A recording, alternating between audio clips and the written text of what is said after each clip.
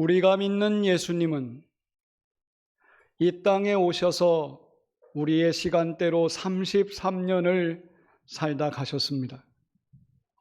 30년은 나사렛이라고 하는 동네에서 사셨고, 그 다음 3년은 가버나움이라는 동네에 사셨습니다. 오늘 가버나움 동네에 사셨던 예수님을 생각하며 위로의 예수님, 우리나라 6.25 참혹한 그 시간 75주년을 기념해서 오늘은 위로하시는 주님을 생각하겠습니다. 성도 여러분, 지난 시간 저는 나사렛 예수라고 하는 제목으로 말씀을 증거했습니다.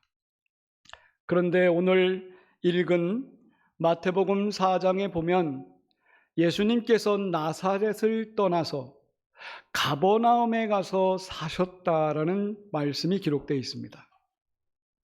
왜 예수님은 가버나움에 가서 사셨을까요?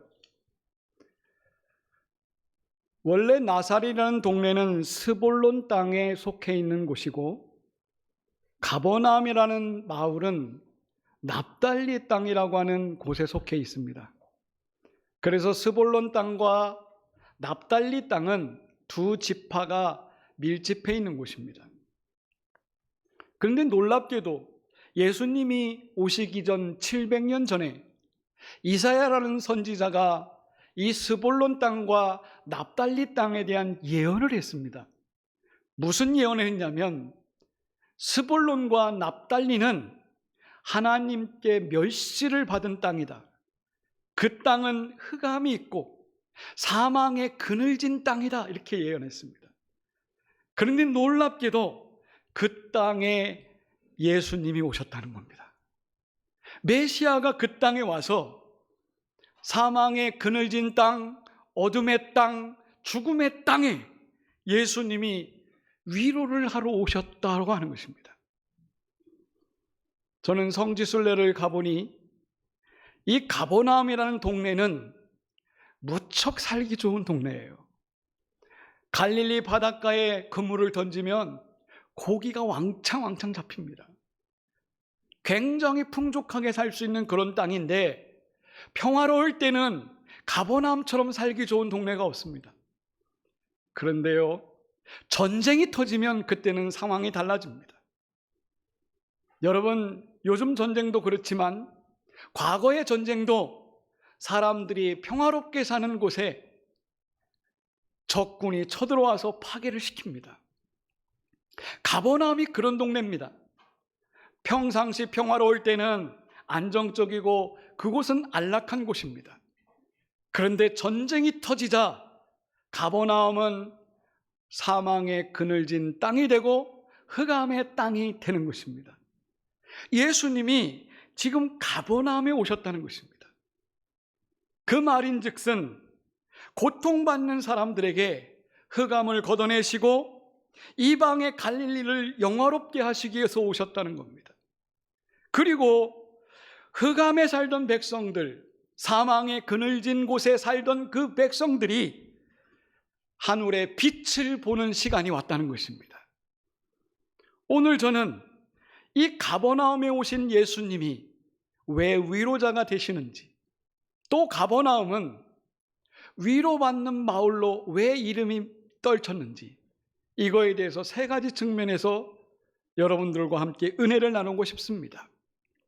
첫 번째는 이 가버나움에 오신 예수님은 사람들을 위로하시는데 차별과 편견을 없애셨다는 것입니다. 여러분, 우리는 차별적으로 또 편견을 가지고 사람들을 대할 때가 있습니다. 그러나 하나님은 은혜를 베푸실 때 차별을 하지 않습니다. 믿으십니까? 착한 사람이건 악한 사람이건, 잘난 사람이건 못난 사람이건 하나님은 햇빛을 주시고 비를 주시고 바람을 주시고 공기를 주십니다. 누구나 똑같이 줍니다. 너는 나쁜 놈이니 내가 공기를 조금만 주겠다, 하나님 그러지 않습니다. 하나님은 누구에게나 차별 없이 하나님이 주시고자 하는 은혜를 베푸시는 것입니다. 그런데요, 가버나움 땅에 예수님이 오셔서 그 땅에 오신 예수님이 그 지역 사람들을 차별 없이 은혜를 베푸십니다. 오늘도 똑같습니다. 여러분들, 예수님은 차별하지 않고 여러분들에게 은혜 주시는 줄 믿으시기 바랍니다. 우리가 예수님은 가난한 자, 병자, 억눌린 자, 감옥에 갇힌 자, 저 밑바닥 인생을 위해서 예수님이 오신 것처럼 우리는 믿습니다. 그러나 그건 우리의 착각입니다. 가버나움에 오신 예수님을 보십시오. 가버나움 땅에 예수님을 만난 사람 중에 왕의 신하가 있었습니다. 이 왕의 신하라는 것은 누굽니까? 헤롯 왕을 섬기는 가장 높은 신하입니다. 이 신하에게 어느 날 아들이 있었는데 이 아들이 병들어 죽게 됐습니다. 왕의 신하가 주님 앞에 와가지고 3일 길을 걸어서 옵니다. 주님, 제 아들 좀 살려주십시오. 여러분, 왕의 신하는 권력자입니다. 권력자도 찾아왔습니다. 그런가 하면 회당장 야이로의 딸이 죽었을 때 회당장이 찾아왔습니다. 회당장은 뭘 의미합니까? 종교의 가장 그 지역의 높은 사람을 의미합니다. 종교지사도 예수님께 찾아왔어요. 가버나움에 있는 백부장이 예수님께 찾아왔습니다. 백부장은 군사력으로 로마를 대표하는 사람입니다. 이 사람이 찾아와서 우리 집의 하인이 중풍병으로 지금 죽게 되었으니 당신이 말씀으로 좀 살려주십시오. 그런가 하면 세리 마태가 예수님을 만났습니다. 세리는 누굽니까? 민족의 반역자 아닙니까? 그런데 예수님께 와서 예수님의 제자가 됐습니다. 제가 무슨 말씀을 드릴까요? 예수님을 찾아온 사람들은 가난하고 병든 사람만이 아니라 돈 있고 빽 있고 권력 있고 자신만만한 사람들도 위로받고 싶어서 오는 사람들을 예수님이 내치지 않았다는 것입니다. 누구나 예수님께 와서 은혜를 받고 돌아갔다는 사실을 우리는 가버나움을 통해서 알게 되는 것입니다. 하나님은 은혜를 베푸시는데 공평하게 베푸시는 것을 믿으십니까? 위로를 받고 싶은 사람에게는 그 사람 각자에게 하나님은 공평하게 위로하시는 분이십니다. 제가 20대, 30대 때 가장 감동 깊게 읽은 시를 쓴 작가가 있습니다. 송명희 시인이라고 합니다. 1963년생으로 회갑을 넘겼는데 이분이 선천적으로 뇌성마비를 앓고 태어났습니다. 여러분 보신 분 알겠지만 모든 것이 어눌합니다. 생김부터 말까지 비장애인처럼 살 수가 없습니다. 그런데요, 우리 송명희 시인이 40이 되기 전에 벌써 수필과 찬송시 시집을 28권을 집필했고요, 200여 곳의 찬양시를 작사했습니다. 이 송명희 시인이 가장 대표적인 시로 제가 여러분에게 소개 올리는 것은 공평하신 하나님이십니다. 공평하신 하나님이라는 시입니다. 읽어보면 이렇습니다. 나 가진 재물 없으나, 나 남이 가진 지식 없으나, 나 남이 가진 건강 있지 않으나, 나 남이 없는 것이 있으니, 나 남이 듣지 못한 음성 들었고, 나 남이 보지 못한 천국 보았고, 나 남이 받지 못한 사랑 받았고, 나 남이 모르는 것 깨달았네. 공평하신 하나님, 나 남이 가진 것 없지만 공평하신 하나님, 나 남이 없는 거 갖게 하셨네. 여러분, 선천성 뇌성마비로 우리처럼 말도 못하는 송명희 시인이 자기는 공평하신 하나님을 만났다고 합니다. 성도 여러분, 하나님의 은혜는 사모하는 자에게 필요 적절하게 공평하게 주시는 줄 믿으시기 바랍니다. 두 번째, 가버나움에서 우리가 얻게 되는 하나님의 말씀은, 하나님은 필요할 때 필요 적정 시기에 원하는 대로 우리에게 주신다는 것입니다. 하나님은 각자에게 필요한 은혜를 주십니다. 여러분, 사도 바울을 보십시오. 사도 바울처럼 은사를 많이 받은 사람이 없고 30년 동안 목숨 걸고 전도한 사람으로 우리는 사도 바울을 존경합니다. 그러나 그에게는 지병이 있었으니 안질환이고 간질이 있었다고 합니다. 거품을 물고 뒤로 벌렁 넘어져 쓰러지는 것입니다. 그런데 사도 바울이, 하나님, 내가 이렇게 전도를 잘하고 다니는데 건강을 잃어서 이거 되겠습니까? 하나님, 저에게 건강 좀 주십시오 라고 3번 기도했다는 것은 간절히 기도했다는 겁니다.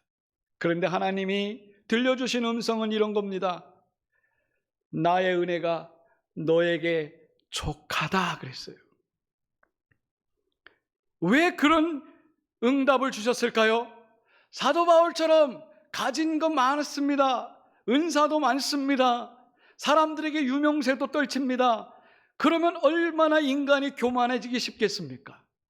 하나님이 그래요. 너의 자만을 내가 붙잡기 위해서 안전장치로 너에게 병을 준 것도 은혜니라 라고 말씀하셨습니다. 성도 여러분, 가버나움이라고 하는 이 단어는 생각해 보십시오. 가버나움입니다. 가버는 마을이고 나움은 위로자라고 하는 뜻입니다. 그 가버나움을 합쳐보면 위로 받는 마을이라는 뜻입니다. 예수님이 지금 가버나움에 가셨다는 겁니다. 가버나움에 가셔서 필요한 사람들에게 은혜를 주시고자 가셨다는 겁니다. 여러분, 오늘 우리나라는 하나님의 보호하심으로 6.25 이후에 은혜를 엄청 받았습니다. 이 시간에도 위로하시는 하나님이 가버나움에 오셨습니다. 여러분, 여기가 가버나움입니다. 성남재단이 위로받는 마을입니다. 가버나움에 예수님이 오셨다는 겁니다. 일부러 예수님이 가셨어요. 그리고 은혜를 사모하는 사람들에게 필요 적절하게 은혜를 끼치는 겁니다. 여러분, 가버나움이라고 할 때 나훔이라고 하는 선지자를 아시죠? 구약 성경에 보면 나훔 선지자가 나옵니다. 이 나훔 선지자는 필요한 때에 하나님이 보내준 선지자입니다. 왜냐하면 이스라엘 나라는 괴롭히는 강대국들이 있었습니다. 그 중에 대표적으로 아수르라고 하는 제국이 이스라엘을 끊임없이 괴롭힙니다. 거대 군사력을 이끌고 이스라엘을 괴롭힐 때 이스라엘 사람들은 너무 약하기 때문에 하나님의 위로가 필요했습니다. 위로가 필요할 그 즉시에 하나님이 나훔이라고 하는 선지자를 보내주셨습니다. 그리고 나훔에게 메시지를 줬습니다. 이스라엘 백성들이여, 강대국이 지금 침공해서 너희를 친다 하지만 하나님이 니누의 성 아수르 성을 멸망시킬 것이니 위로 받으십시오. 이게 나훔이 한 예언입니다. 그런데 오늘 놀랍게도 예수님은 가버나움에 가셨다는 겁니다. 위로자로 지금 예수님이 오신 것입니다. 오늘 이 시간에도 우리가 머문 자리는 가버나움이 되어야 될 줄 믿습니다. 그리고 여러분이 가버나움 예수님처럼 위로자로 살아야 될 것입니다. 그래서 3번째, 저는 여러분에게 권면드립니다. 빌립보서 2장 5절 말씀에 너희 안에 이 마음을 품으라 곧 그리스도 예수의 마음이니. 예수님이 가버나움에 오셔서 위로하시는 것처럼 우리들도 위로자로 살아야 된다는 것입니다. 그것이 오늘 주는 메시지인 것입니다. 성남 가족 여러분, 여러분 주변을 둘러보십시오. 가버나움을 기대하는 많은 사람들이 기다립니다. 여러분들이 예수님처럼 위로자로 가시기를 축복합니다. 저는 고등학교 2학년 때 예수님을 영접했습니다. 고2가 되기 전까지는 저희 집은 유교 집안으로 조상 때부터 제사를 모셔왔습니다. 저는 장남으로 아버지 제사에 항상 보조 역할을 했습니다. 그런데 놀랍게도 제가 교회 나가기 전에 저의 집의 벽에는 두 액자가 있었습니다. 한 액자는 고린도전서 13장 사랑이라는 시가 붙어 있었습니다. 사랑은 오래 참고. 저는 예수 믿기도 전에도 그 구절을 읽으면서 시가 참 아름답다, 저렇게 살았으면 좋겠다, 그런 생각을 했더랬습니다. 그런데 또 한 시는 뭐였냐면 평화를 구하는 기도라고 액자 하나가 붙어 있었습니다. 아마도 저희 누님이 성탄절날 선물 받은 것 같습니다. 그런데 저는 그거를 읽으면서 청소년 시기를 보냈습니다. 그때 제가 성 프란체스코라고 하는 이 성자를 알게 되었습니다. 그리고 그 시를 읽을 때마다 저렇게 살면 정말 좋겠다, 이런 생각을 했었습니다. 그런데 오늘 여러분들에게 소개하고 있는 목사가 되었습니다. 할렐루야. 그 시를 여러분들과 함께 다시 한번 듣고 싶습니다. 주여, 나를 평화의 도구로 써주소서. 미움이 있는 곳에 사랑을, 상처가 있는 곳에 용서를, 분열이 있는 곳에 일치를, 의욕이 있는 곳에 믿음을, 절망이 있는 곳에 희망을, 어두운 곳에 빛을, 슬픔이 있는 곳에 기쁨을 가져오게 하시옵소서. 위로받기보다는 위로하고, 이해하기보다는 이해하며, 사랑받기보다는 사랑하게 하여 주시옵소서. 우리가 줌으로써 받고 용서함으로써 용서받으며 자기를 버리고 죽음으로써 영생을 얻기 때문입니다. 이 시는 아마도 가버나움 예수님을 연상케 하는 시가 아닐까 싶습니다. 예수님은 가버나움에 오셔서 정말 위로를 기다리는 사람들에게 쥐고아를 막론하고 누구에게나 예수님께 오면 위로의 예수님이 되셨습니다. 그리고 그들을 치유하시며 어루만져 주셨습니다. 이제 성남 가족 여러분, 우리의 몫이 되었습니다. 여러분들이 가버나움으로 가십시오. 그리고 위로받고 싶은 사람들을 만나십시오. 내가 위로받기보다는 위로하는 자로 살아가시는 축복이 있기를 바랍니다. 그것이 우리에게 주신 가버나움 예수님의 교훈인 것입니다. 여러분 모두가 위로자 되십시오. 기도하겠습니다.